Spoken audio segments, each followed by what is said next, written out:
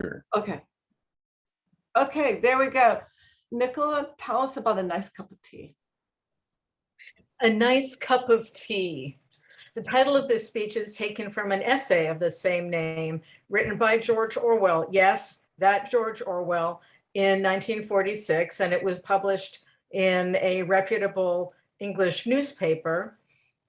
And it is an impassioned screed about the proper way to make tea in no fewer than 11 steps. He and his readers were constrained, however, by wartime rationing, which was still in effect. Only 2 ounces of loose tea per black tea per person per month. This works out to about 30 cups a month, which is 1 cup a day, which is a ridiculously small amount. That just would so not work for me. And I drink easily 3 cups a day, and I used to drink a lot more. My family lived in England for most of the 1950s and again in the late 1960s, and became kind of anglicized. And part of the way this played out was in the drinking of tea. And we were encouraged to consider ourselves superior to uncouth, non-tea drinking Americans. Despite being an uncouth American at this point, I've retained the tea habit, and making a pot of loose black tea is the first thing I do in the morning. I drink black tea with lots of milk and no sugar. And I do tea first and then milk. There is, for mysterious reasons, in the 19th and 20th century, there were clear class distinctions between the lower class who put the milk in first, or MIF, and more refined folk who added it after. Who knows? Class distinctions aside, I put the tea in first because it's easier to gauge the correct ratio of milk to tea by the final color of the tea. Is it always about color, Nicola? Pretty much. My taste in tea is pretty narrow. I hate flavored teas like the fruit flavored ones or any of the smoky kinds such as Russian Caravan, Lapsang, Souchong, or even Twining's Prince of Wales, which is not super smoky, but it's still there. Most of my tea is Twining's in the little airtight metal tins, which are very good for keeping your tea fresh.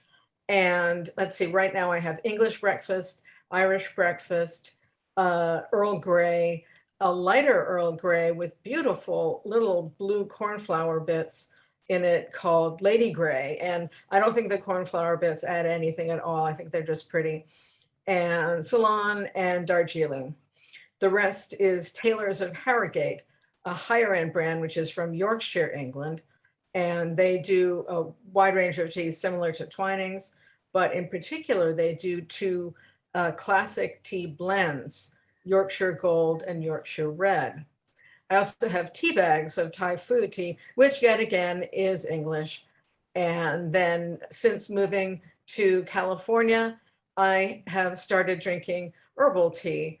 Ginger, hibiscus, peppermint, and chamomile is what I have right now. Tea, when traveling in a coffee-centric country like the US, is often fraught with unpleasantness. Little compares with the horror of tea made with coffee-tainted water boiled in a hotel room coffee maker. I usually bring my own tea bags, in fact, as many hotels don't have them, and just hope there's real milk available as opposed to creamer. Interestingly, tea bags can be lifesavers of a sort, or at least life enhancers.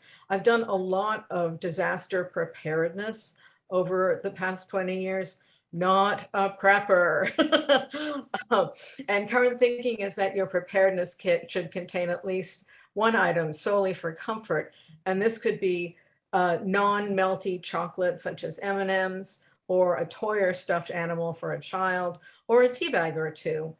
And this is to have a hot, comforting beverage with just hot water. Disaster preparedness kits. Do we all have them? No. Okay, I'm a preparedness evangelist. So stay tuned for a future speech, but again, not a prepper.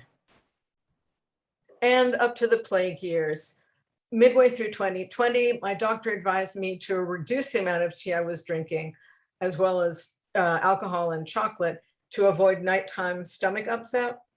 And I thought this was cruel and unusual advice in the midst of a pandemic, as I believe I said in another speech.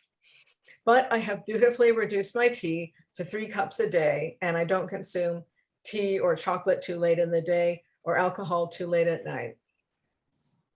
I carefully ignore the fact, however, that while my most used teapot provides 4 8-ounce cups of tea, it provides only 3 cups with a bigger mug, like this one. This one's my current favorite, but don't get me started on my teacups and mugs. That's a whole other speech.